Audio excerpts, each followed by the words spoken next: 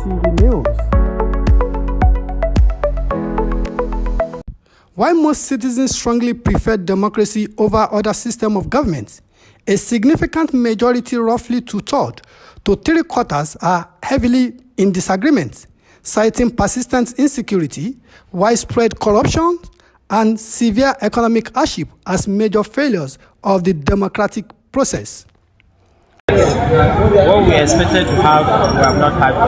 Because at that time, the feeling was that we are coming into the democracy from military. We expect to have more governance. The so-called dividend of democracy was supposed to be more than what we are seeing. So there were a lot of expectations at that time. Given that expectation, we have not met it. Because I remember in those days, before the advent of democracy, at the time we enjoyed free education. At the time, the value of naira was better. I myself, I know I've worked any naira, something like 200 naira as a salary. So going into democracy, we expected the economy, in terms of education, we expected better, more free education, and so on. So I will agree with them to that extent that what we were expecting that we should have not had it. Democracy in Nigeria is a scam. It only favors the wealthy, it only favors the rich, it only favors those who are in authority. It doesn't favor the common man. We're talking about democracy. Democracy is the freedom of speech. If you're a common man in this country, if you come out to speak about this government, about this country, they will come for you, they will arrest you. And yet, look at how insecurity is going on, look at banditry and all that, they could not locate them. But if, as I am here now, if I make any defamatory statement or I utter any negative statement towards this administration, they will locate me right here and right now.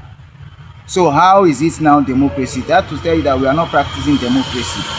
For the average citizen, the gap between democratic promises and daily survival is stark.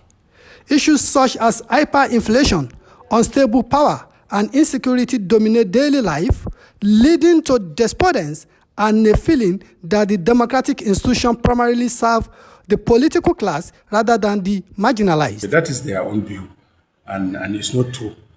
Because if you look at the very long time we came out from military administration in this country, you can still testify that we have witnessed a lot of development under this democracy. So for those that are saying that we have not achieved anything or led any results, that is their own. They actually accepted the superiority of democracy, despite all the odds. There's no democracy in the world that is not facing all those odds that we are facing in Nigeria. So it's not an isolated issue. And that's why that it is not everywhere that you see military running to take over the government. But because we have created a situation in Nigeria where you have a military of the south and a military of the north, so everybody is running after themselves to take over power. However, despite the fatigue, many Nigerians are actively fighting for institutional accountability while calling on government at all levels to be accountable to the people. I think the Nigerian government needs to really step up and do something very pluralistic.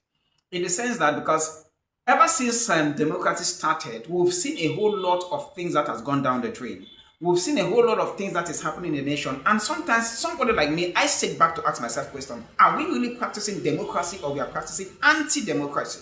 So I kept asking this question, and I don't think that anybody has given me that answer because the way the whole thing is going is just something else. So for me, the democracy which we know by default, is it?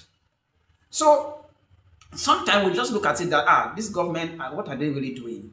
But I bet you, because I think I believe in this nation, and I believe in the integrity of this nation. I believe one day we'll get it right, because democracy has come to stay in Nigeria, and we need to practice it in the best formula we can to make it go well with. Meanwhile, in marking the 2026 Democracy Day, the President of the Federal Republic of Nigeria, Bola Ahmed Tinubu, admitted that many Nigerians still face economic hardship, saying that the government remain focused on reducing inflation, expanding food production, creating jobs, improving standards, rebuilding confidence in the nation's economy, and creating conditions for sustainable prosperity. And even death, so that future generations could enjoy democracy. I salute labor leaders, journalists, activists, students, women, professionals, political leaders, and soldiers, both those who passed and those still with us, for their patriotic contributions. Though this year's mood is dampened by the abduction of our children in Yoyo and Borno, we remain hopeful for their safe return. Democracy without security is not solid enough.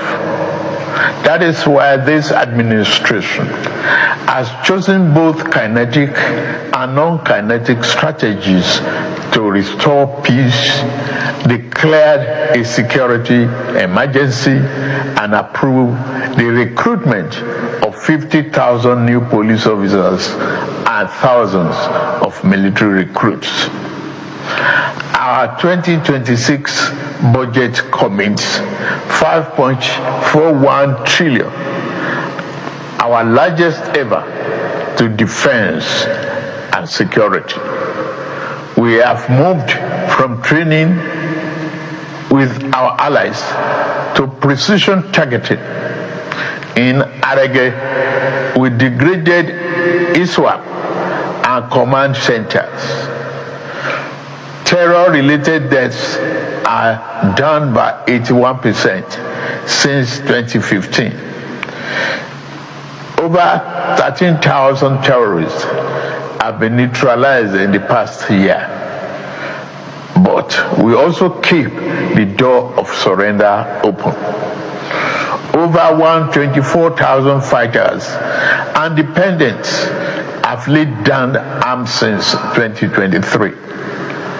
Through Operation Safe Corridor, we turn our former enemies into citizens because every life saved is a victory for democracy. To bandits, kidnappers, and sponsors of terror, surrender or face the full force of the Nigerian state. These windows of flourishing. Olayinka Adubi, CNTV, Kaduna.